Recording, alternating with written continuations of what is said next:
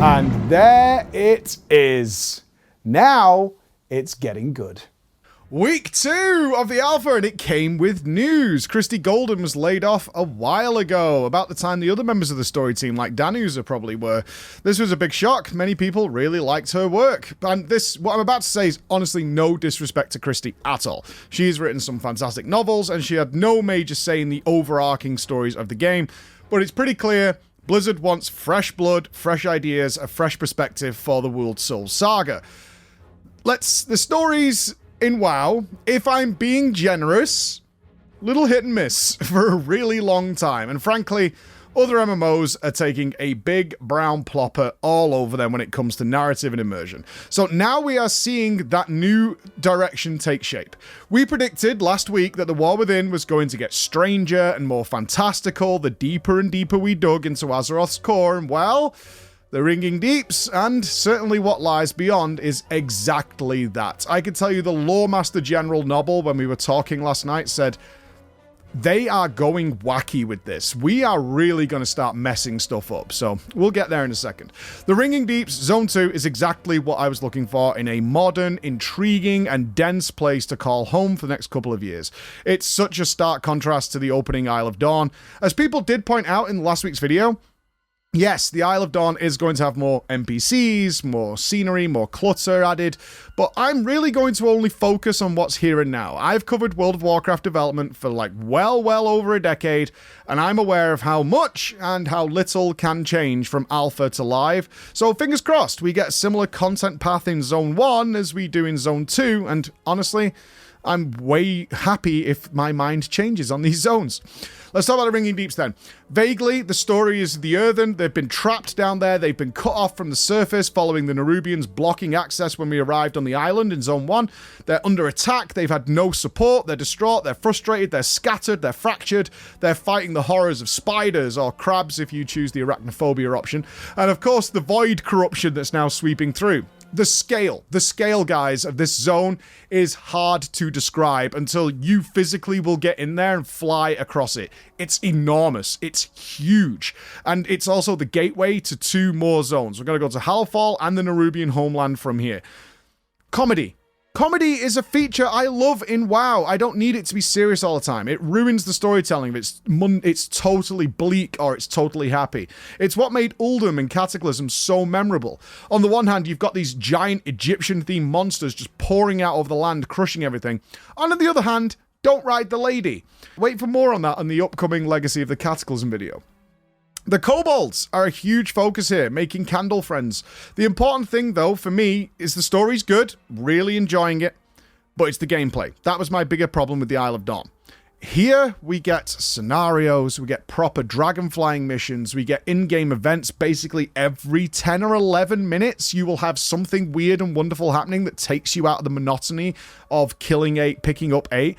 Honestly, this whole zone reminds me a hell of a lot of Mists of Pandaria, and that's something I've heard from a lot of people. It's interesting, it's varied. There's some event going on as you just like inch your way through the zone. There's something new. There's something you like, oh, what's that? Oh, that's interesting. Papers, please. Yeah, this is really awkward. He's got the best documentation money can buy. Good lad. This giant sprawling cavern is what I wanted to see. I will say this, though. I am not remotely claustrophobic, and trying to empathize with people with claustrophobia, this zone is huge, its ceilings are monstrously high, but we are digging deep into the earth, which means we always have a roof over our heads. And I have heard from some people who were a little taken aback, like they didn't feel super comfortable being in this zone despite how large it is, because it looks as if they've dug down into a giant cavern that's opened up, right? That's the theme of the zone, is that they didn't feel super comfortable not seeing the sky. I don't feel that personally, and I loved this zone, and I felt it was very wide open. I did not feel enclosed in any way, but you are. You are enclosed. There is scatters of sunlight coming through in certain areas, but generally speaking, and for the remainder of the War Within, we are going down. So that's something that Blizzard might want to be aware of, and maybe you can leave your feedback down below. Is that something that you're aware of? Is like, okay, yeah, I get it. I have loads of room. This zone is huge, but I am under a roof. Would love to see your thoughts on that as somebody who is not affected by those things. This zone had my favorite dungeon so far, though. We got two of them. We got the Stonevault and Darkflame Cleft. The Cleft is the Kobold dungeon. We've got to bring down the evil Candle King. This place is full of memes, similar to the brewery we had in the first zone. It's all about candles and lights, which is a big overall theme. We see that in the delves as well. I just love it when the devs fully embrace the cheese. If we're going to do a kobold dungeon, it should be probably pretty silly and funny. Kobolds are kind of goofy. So, I do want to bring up here, though, I like this dungeon. Let's talk about why some people really, really don't like this dungeon. It's the candlelight system. Now, before we get into this, yes, it does need tweaking. It's not finished. It's alpha. It needs to, and I'll talk about that in a second. But the idea of what they're doing here is pretty solid, in my opinion. Once you're in the later part of the dungeon, you have to traverse a huge room while guiding a minecart and keeping it well lit so that the darkness doesn't encroach and get you. There are holes in the room and it's pitch black unless you turn your brightness way up so you can just see people just fall to their deaths in the darkness. But the way you do this is you have someone who has to go out to candles in the darkness, grab those candles and bring them back to the cart to keep the cart lit, or the cart's not going to move. And all while this is happening is enemies are swarming onto the cart to try and put the light out and plunge you into the darkness. Now here's the thing. This whole area can be managed pretty effectively by an organized team to keep the cart moving, which means you need less candles to keep the cart lit. However, in my experience so far, this has almost never happened, certainly in the pugs. What actually generally happens so far, while people are still learning this dungeon, is that you have one person who's just Candle Boy. And Candle Boy spends the 5 or 6 minutes, if not longer, that you spend in this room just running backwards and forwards in pitch black, picking up candles, running them back to the cart, while everyone else just stands on the cart and kills whatever comes along. I'll be honest, as much as I like this dungeon, I like what they're doing with it, I already have some sort of sigh effect if I'm on a high mobility character, because you can almost feel the side eye of everybody else in the dungeon just looking at you like, you're just going to do the mechanic, right? And we're just going to stand here while you do your thing. That feeling is there. And I'm not going to lie, when I've done this on my druid testing or my monk testing or whatever it might be, I'm like, oh my god, I'm just going to be running around in this room. And more often than not, yes, that is what I end up doing. I'm very good at it now. I know nearly every candle location, but still, yeah, it can be annoying.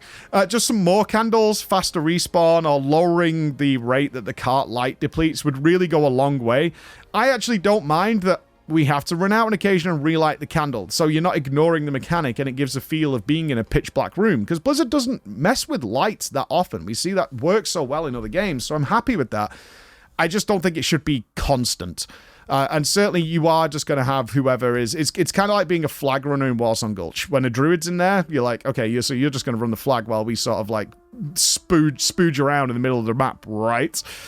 But after this, though, we get a pretty fun Indiana Jones chase scene where the actual darkness, the embodiment of the darkness, which is the last boss, chases you down. You can damage it here with dynamite. We have done it so that the boss stops chasing you, because you can only damage it to a certain point. Obviously, Blizzard doesn't want you to, potentially be hardcore or min-max this to the point where you kind of kill the boss before you fight it at the end of the dungeon. So, at some point, if you do this well, it will just stop following you. But it's very cool. It's not long. It's not something that's going to annoy you in Mythic Plus or anything. It lasts about 10-15 seconds, something like that. The actual boss that follows the darkness uses the same candle mechanic from the large room, but it's done in such a much better way, because you can position the boss closer to where the candle spawns are. You can pick up the light that is getting attacked and move it, so similar to Shriekwing, which means with a little bit, a tiny bit of coordination, it's really not a problem, and it's just a fun thing to add with not having somebody just run backwards and forwards. I've done this fight where the boss is positioned wrong, and I've been on that fast mobility character, and I'm just running candles backwards and forwards, because they're not moving it out of mechanics. They're just standing there to DPS, and if you're not in the light, you don't do any damage, and you get feared if the light goes out, so everybody just sort of lumps onto the candle and just hopes Candle Guy will sort it out, which is something Blizzard wants to be careful of, because it'll just make this dungeon one of the, I'm not going there because it's on this character, right? Because people are just going to expect me to do that thing. Let's go into the favorite boss so far, though, right? It lives in the Stonevault. It's a lot more voidy, this one. It has some of the most brutal trash we've seen in the War Within so far. It has mass fear, stacking AoE debuffs, knockups, charging one-shot enemies that come out of the death balls of enemies. This is going to be one in Mythic Plus where you're a lot more focused on like crowd control and CC, so if you want to do those bigger pulls. So much of this dungeon reminds me of just raiding rather than a dungeon. Nearly every single boss in here will in some way remind you of a raid boss you've faced at some point, which is probably why I like it so much. The star of the show here though is the Forge Speakers. They just have this like sick Siegecrafter Blackfuse feel, which is not a name I invoke lightly. Or Hans and Franz, if you remember Hans and Franz. It's very nasty, though. I have seen a lot of deaths, including myself, in this dungeon. It can get, if you get caught in a slightly bad position at a slightly wrong time, which will be alleviated with boss timers and things, you are screwed. You can get, like, stunned for a really long time and be exploded on before the stun ends, things like that. It's so small. Again, that claustrophobia feel. It's such a small arena compared to everything else we fight in the dungeons and out in the open world. So, but I love this thing. Super fun, and I have no doubt it's going to crush on Tyrannical and need some proper work to get it right. Let's go to the Delves. The big gameplay feature of the War Within. Well, we got one new one this week, and it uses the same, I was a little surprised, the same light mechanic, talk a lot about light today, that we saw in the last Kobold Delve in the previous zone. I'm actually okay with this. It appears that the Delves will have like one of 3 or maybe 4 different themes. So it'll be light or webs or something like that. And they'll repeat that throughout the Delves and the rest of the zones. That kind of works, because they don't need to make 10 or 12 completely separate scenarios, meaning there'll be ones that are just ignored. You know, there'll be a tier list of just do this one, don't do this one. They'll just be the base mechanic of Delves, such as the light circle, is just the beginnings. It's the foundation of what is going to be a bunch of mechanics as they scale this thing up.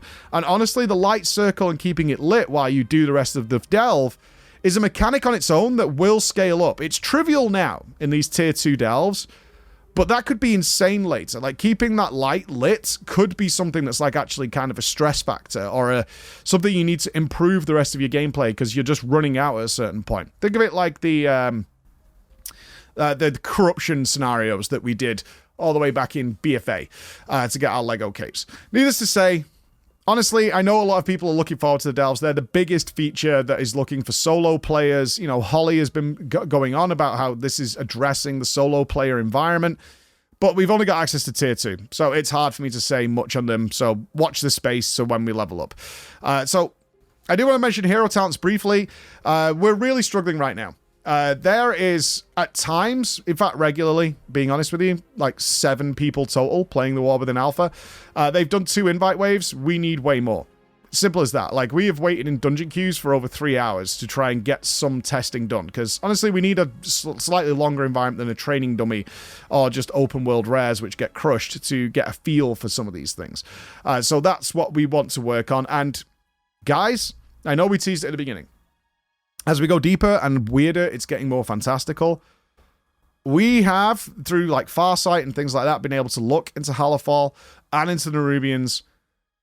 It looks mental. It looks honestly crazy. This story, and again, as Noble pointed out, is like this story of their setting up for the World Soul Saga. At this point, I wouldn't even be surprised to see that we lose at the end of this expansion. But more on that as it comes out. We'll probably see a new zone on Friday. Can't wait. And there it is. Week 2, so much better. Such a change of direction, such a change of pace.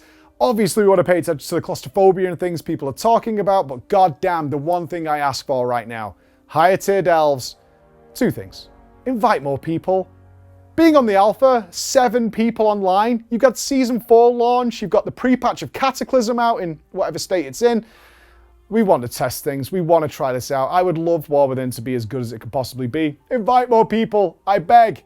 We'll be back next week. We're going to Hallowfall. And as you've seen, it looks very, very, very good. See you then, guys.